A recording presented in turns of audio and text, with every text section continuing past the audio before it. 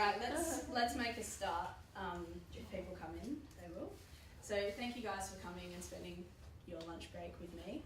I just want to share with you a few different stories about the charity that I'm involved with and how I got there to be involved with the charity. So the charity is called One Girl, if you don't already know. The first story I'd like to share with you is a story of Brenda. This is her. A few years back, the co-founders, Dave and Chantel, were travelling around West Africa, and they'd raised a little bit of money, and they were trying to find somewhere to invest that money. So they were looking into things like education, leadership and microfinance. They were travelling around trying to find organisations, but nothing was really striking a chord with them to invest the money. One day they were at their hostel, got a knock at the door. Chantel opened the door and Brenda was standing there. She was very shy, just handed over a letter to Chantel, and it read, "Dear Sir Madame, my name is Noah and I am the principal of GS Primary School. I hereby certify that this girl Brenda is an orphan and what she's looking for is money to pay for her term in school. If you can help in any way, please do so. Kind regards, Noah Crisco." So, it was only 42 Australian dollars. So Dave started to count out the money, and Chantel started to talk a little bit more to Brenda to see what was going on. So Brenda went on to explain that she had been kicked, spat on, and threw out of places while she was begging for money just to go to school. She explained that she lived with her grandmother and her other siblings. Her grandmother sold maize on the side of the road. After she paid for rent and food for her family, she had no money left to put them into school. So as much as she wanted to, they just couldn't afford it. Brenda went on to explain that this has been the case her whole life, and she couldn't see that it was going to change. Dave handed over the $42. Brenda then explained, okay, now I have the money to go to school, but I don't have a school bag, I don't have a uniform, I don't have all the stuff you need to go to school. That day, Dave and Chantel invested $150 into Brenda. That $150 investment is going to not only change her life, but the life of her entire family. So that's Brenda's story. Last year, One Girl invested 150 full scholarships to attend school for girls. This year, it's going to be 250, and next year the bar's going to raise to 350 scholarships for girls just like Brenda. So I wanted to share with you a little bit about how I got here doing this, and a little bit about my story about why I'm so passionate about these issues. So in the midst of 2010, I was studying my marketing degree, and I got a job just part-time at a pharmacy. Pharmacy work, very interesting. There's a lot of very unusual people that come into store. One day I'd be delivering medication to a nursing home, the next day I'd be chasing a man literally down Walter Road because he stole a pair of sunglasses. The days were just always very unusual. And I always loved talking to my friends about it because, they worked at Hungry Jack's or IGA, and they were like, man, it was so funny. I shortchanged a guy like 20 cents. And I was like, yeah. It's also pretty funny. Today at work, this guy dropped a little bag of cocaine and he asked me to look for it. So that was pretty funny as well. And then the cops came and, but your story's good, thanks. What I liked about pharmacy is because it's really community involved, you start to get to know regular customers that come in. And one of them really stood out to me for an unusual reason.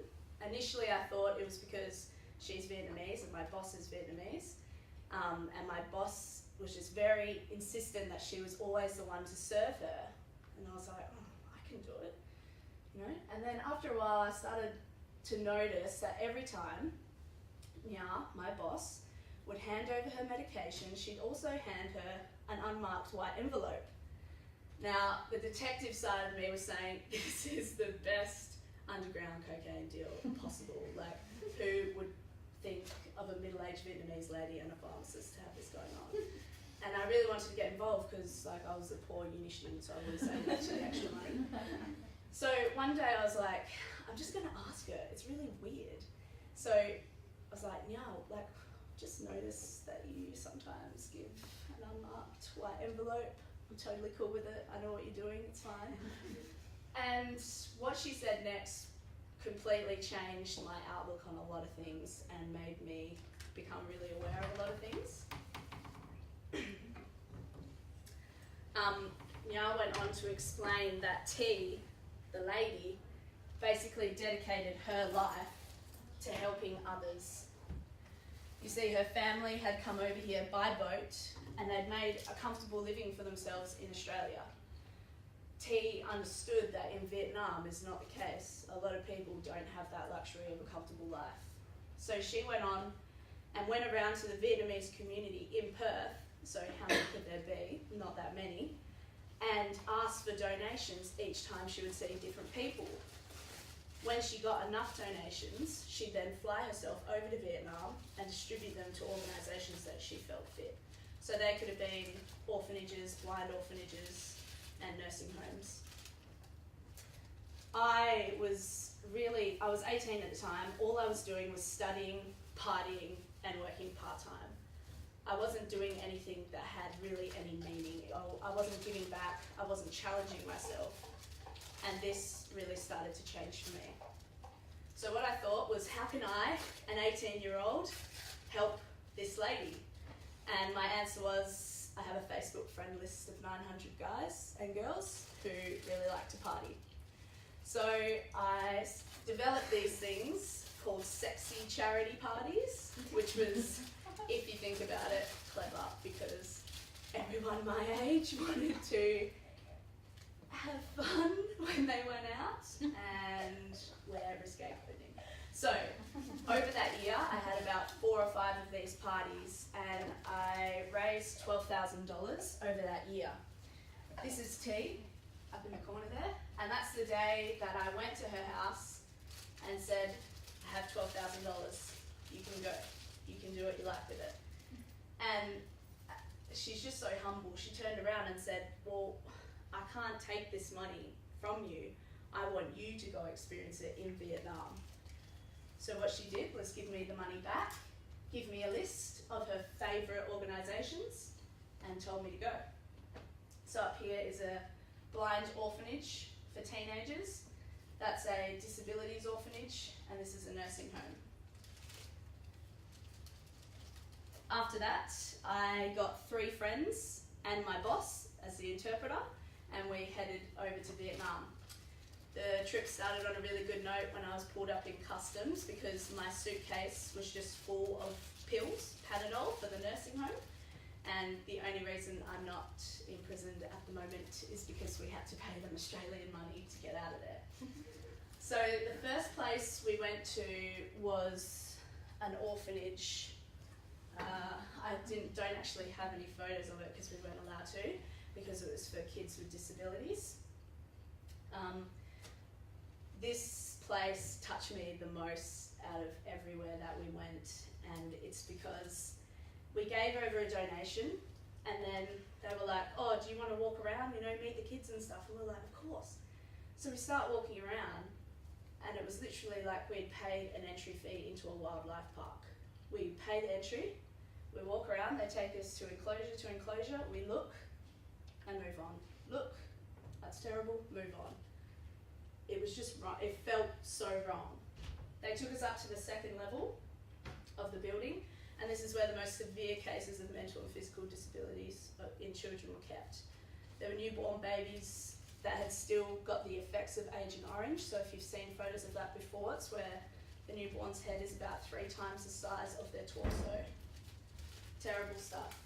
And kids were born without eyes, they were just skin going over their eyes, missing limbs, missing everything. It was terrible, and it was just rooms full of steel cribs, so you'd walk in, and it was even worse then, because you'd look at a child, then you'd move on, look at another child. And that really made me feel like, what am I actually doing? What am I giving to these kids? I'm just paying money, I'm looking, feeling sad, and getting out of there. I heard a scream when we were upstairs from a little boy who would have been no older than the age of 7. And I quickly went into the other room to see what was going on. Now, this boy suffered from a disease where each bone in his body would bend and become fixed. So if you think of it, his spine was bent, his arms, his legs, all bent, and he was on the floor in a ball.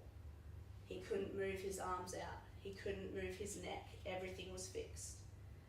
Now, 2 male volunteers picked the boy up, and the boy knew what they were going to do next.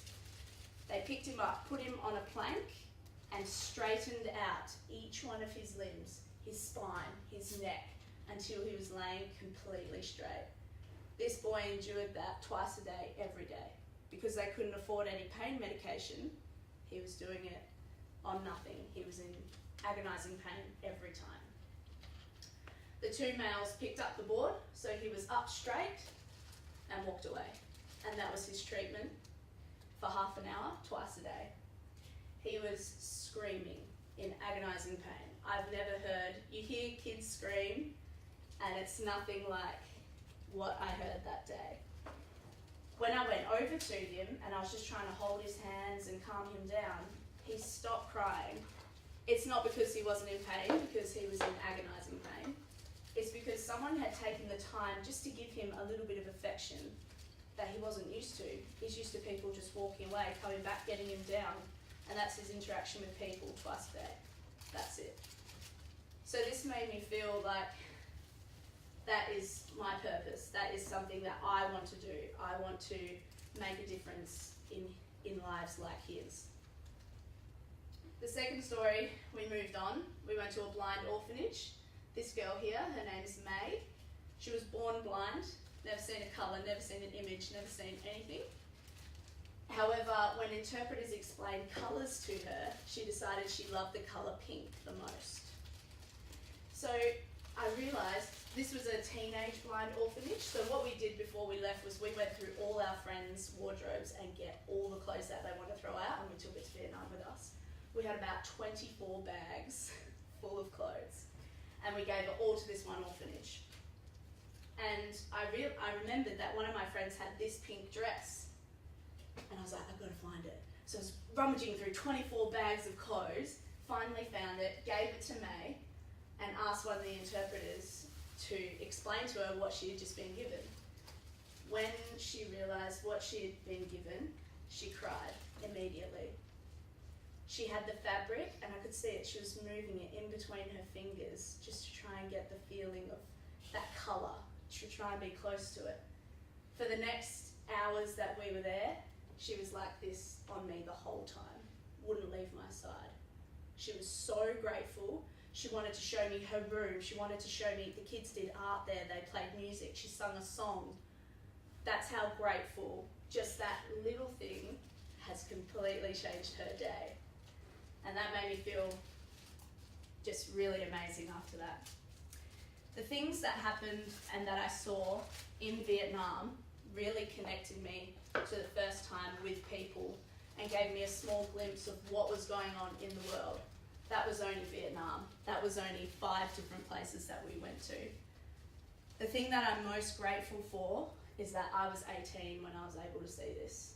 Now I've chosen to make a difference, and I have my whole adult life to do so. I've been searching since then for a charity that really aligns with what I believe in, and as soon as I found one girl, we just clicked. And since then I've been putting a lot of time and effort into them because I completely agree with what they're doing. People ask a lot why one girl just focuses on Sierra Leone, and the statistics really speak for themselves. Sierra Leone is considered one of the worst places in the world to be born a female. 1 in 6 girls will go to high school, and the completion rate is even lower. There's a greater chance for girls to be sexually assaulted than to attend high school. 1/3 will be forced into marriage and raped by their 15th birthday, which means they'll be pregnant before their 18th birthday. There is a 1 in 8 chance that because their bodies are so underdeveloped so young, that they'll die during childbirth. Education has the ability to change absolutely everything for these girls. It gives them a chance to completely transform their life. When a girl is educated, every year that she is kept in school, her income increases by 10%. And she invests 90% of her income into her family, which means that that is the greatest investment not only for their family, but also their economy. October marks the biggest month for One Girl as we launch our biggest campaign, which is Do It in a Dress. The thought behind it is you wear a dress so you can put a girl in Sierra Leone into one too. So, you can do absolutely anything that you want in a dress. We've seen people have bake sales, scuba dive, snorkel, absolutely anything. This is some of my friends last year, which we'll be doing tonight as well, which is aqua aerobics in a dress.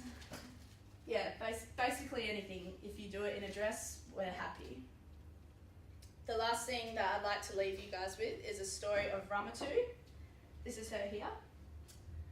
Ramatu, at the time of this story, was 11 years old, and her mother had passed away while giving birth to her because she was too young, too underdeveloped, her body couldn't handle it. Her father had 13 other children to look after, obviously quite financially demanding, so he couldn't keep her in school. He thought the best thing to do was to take her out of school and find her a man to marry, which, by the way, was over twice her age. When our country director was in Sierra Leone, Anna, she was speaking to some of the community members and she said, you have to go talk to her father, please, you have to help her, which is what we did. And luckily enough, after a few conversations, her father agreed that the best thing to do for her and her family was to give her a full scholarship to attend school. Now, because of that, Ramatu is in school. She's studying English. She wants to become a lawyer, and her whole life has now changed. Instead of being married by 11 and pregnant by 13, her life is now, it can go anywhere. She can decipher what she wants to do. And that's just the story of one girl living in one of the toughest countries in the world. The last thing I want to leave you with, most speakers that I've seen and lecturers and so on leave you with a thought-provoking quote of the likes of Martin Luther King, Dalai Lama, Gandhi. I'm not that wise. And I was just trolling through the old Instagram and found this quote.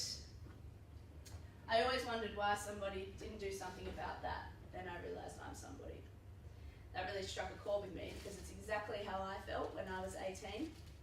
And then I started to change my ways from there. So thanks guys for coming along. I very much appreciate it. I've left some information on the desk if you would like to become involved. It's not only about donating, but it's spreading that awareness. If you guys have something coming up, like, I don't know, just going bowling or just whatever, you wear a dress. That's how people come up to me all the time and they're like, why are you wearing a school dress? What are you doing? It's all on the back. You don't even have to say anything.